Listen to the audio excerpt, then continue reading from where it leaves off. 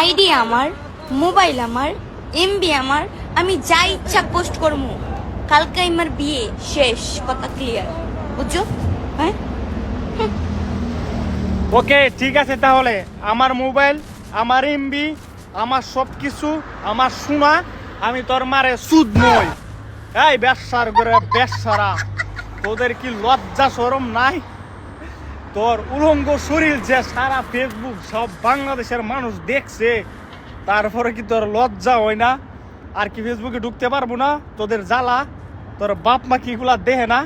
আমার তো বড় দুঃখের বিষয়, ওই জায়গাটার মধ্যে তোর যে ভিডিওটা ভাইরাল হয়েছিল, এটা কি তোর বাপ এখনো দেখছে নাকি দেখছে না? দেখলে জানাইছে আমার কমেন্টে, আর না দেখলে তোর বাপের কইস, তোর বাপের হোয়াটসঅ্যাপ নাম্বারটা দিয়ে দিস, আমি তোর বাবার এগুলা পাঠাবো না। তোর ব্যবসার মার আমি সুদি।